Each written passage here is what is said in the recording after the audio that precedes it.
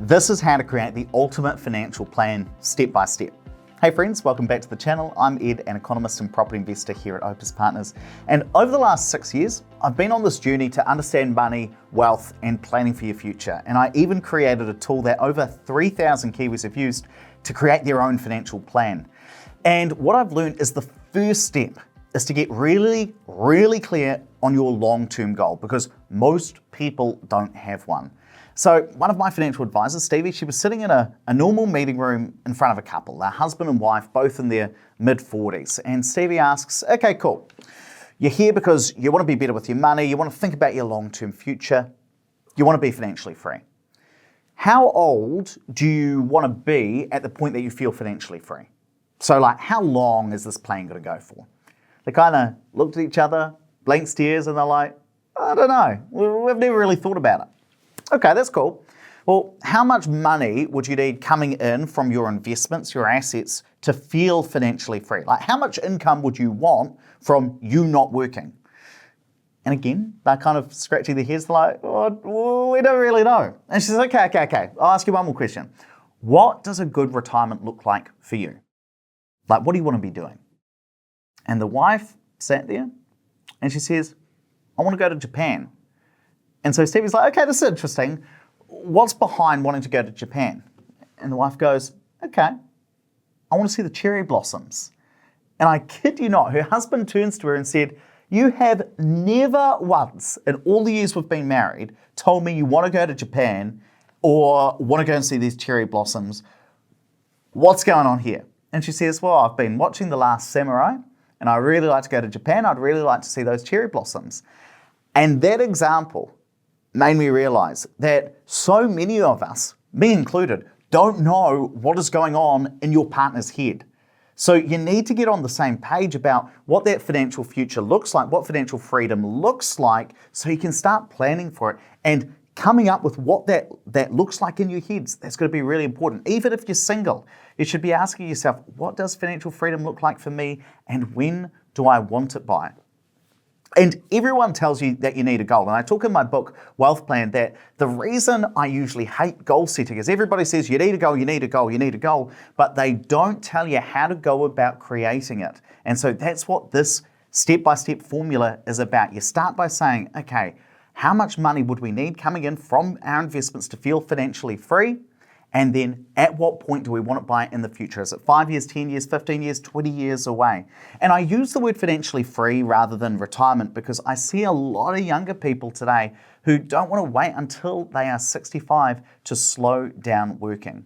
So let's say you're the average couple in Auckland. You're 45, you earn 80 grand a year each. You've got $1 million house and a 450K mortgage.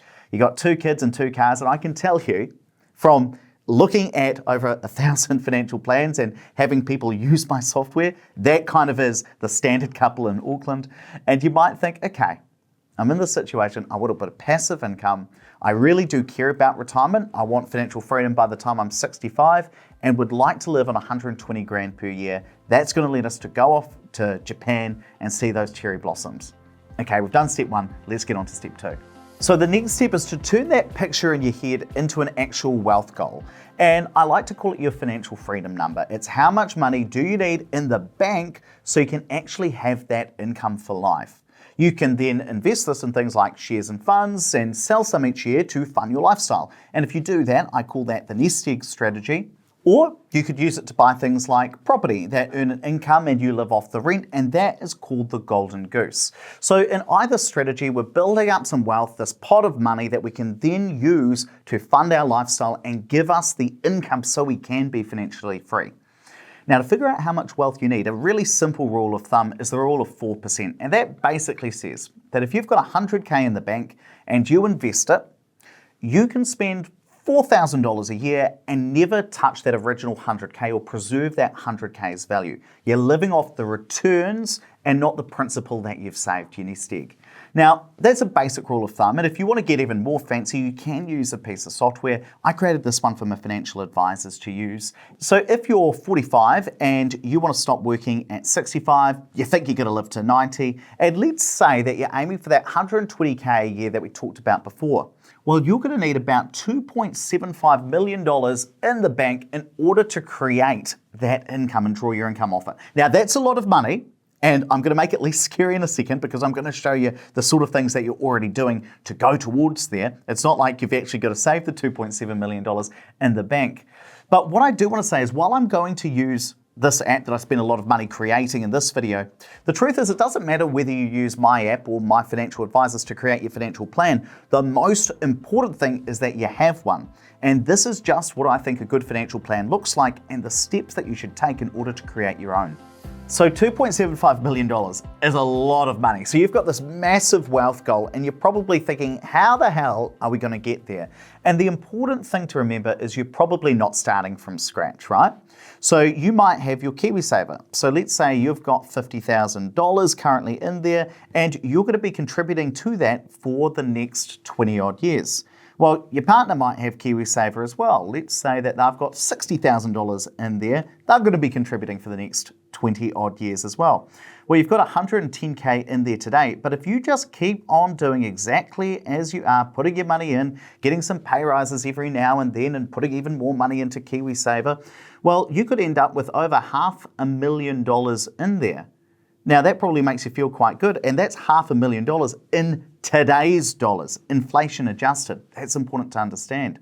On top of that, you might be investing in shares too. I see a lot of people using Hatch or Sharesies, those kinds of things. And let's say that you're starting today, you've already got $5,000 in your Sharesies account, and let's say that you are going to be contributing, let's call it $100 a week towards that. And you're going to get a pretty aggressive return because you're investing in shares.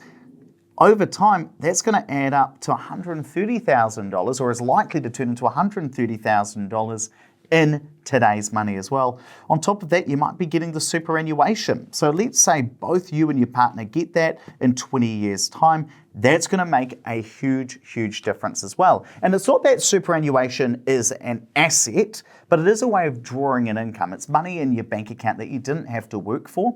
And so if we factor that in, that means that there are a whole heap of assets that you don't need to earn yourself because it's coming from the government. And what this is about is figuring out, well, if you keep doing what you're doing, putting money into KiwiSaver, putting money into shares, hoping that the superannuation is still there at 65, is that going to put you on track? Are you on track for financial freedom or not?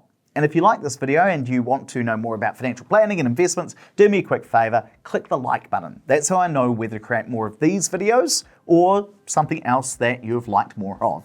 And honestly, it just gives the YouTube algorithm a little nudge. Subscribing, that helps too. We are on our way to growing this community to 50,000 subscribers. And the next step is the really scary part. It's what I call facing your future, which is facing the reality and saying, well, if I keep doing what I'm doing, will I hit my wealth goal? Will I hit my financial freedom number? Or will I fall short?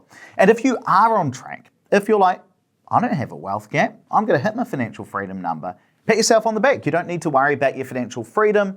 It's likely to happen. You might even say, okay, maybe I could do it a little bit faster, but more or less, you're good. Now, if you aren't quite on track for that goal, then you've got what we call a wealth gap. And that's okay, because a lot of people do, but that just means that if you keep doing what you're doing, you won't hit that goal, or you are unlikely to hit that goal that you just set. And this can be a little bit scary, which is why I call it facing your future. Now, if you do have a wealth gap, if you're not on track for those goals you just set, there are two things you could do. The first thing is say, do you know what? I'm going to reduce the goal. I'm not going to aim quite as high because I don't want to invest a lot more. So I'm just going to aim for a little bit less and I'm comfortable with that. And that's a perfectly legitimate response because you're doing it consciously. And I'll give you an example. So me and Neffy, one of my financial advisors, we were talking to an investor. We're sitting on Zoom in the office because this investor was down in the Manawatu. And she was in her late 40s. She'd been investing for a while and she was saying, look, I think I want to retire in 7 years and I want to spend $100K a year. And she owned her own home. She had a really small mortgage and she'd actually recently sold her only investment property. It was a small apartment in a rural town. but it didn't really go up in value. But the interesting thing she said was, I really need to narrow down my goals and just figure out whether they are realistic. And as part of facing her future, we said, look, you probably can't quit work at 55. You'd have to save an insane amount of money to do that and hit your financial freedom number in that short period of time. So why don't we aim for you to stop working at 65 and spend 85K a year rather than 100K a year? And when we talked about that, I could just see her relaxing. Her face kind of just dropped a bit. Rather than looking really worried, she was like, okay, this seems like the right decision because then I can still live a really good lifestyle now in my later working years, and I just have more time to achieve a more achievable goal. Now, the second option is to say, okay, well, I don't really want to change my goals. I'm going to change what I'm doing. So if you decide you want to invest more, there are lots of things you could invest in: shares, starting a business, investing in property, or just plain saving. But whatever it is, it probably has to be something. Now, on this channel, we focus a lot on investment property, and I want to show you how this looks. So the thing about property is that you buy a house and let's say you buy it for 600K and you use the no cash needed method and borrow all of the money from the bank to buy it, just like I explained in this video. And let's say it doubles in value over the next 15 to 20 years. Well, you just made 600K. Now, is there a bit more to it than that with cash flow and picking properties that actually go up in value? Yes, and that's why you should definitely check out the rest of the channel. And that's the reason why a single property can make a big difference in a financial plan, because you're buying an expensive asset that can go up in value.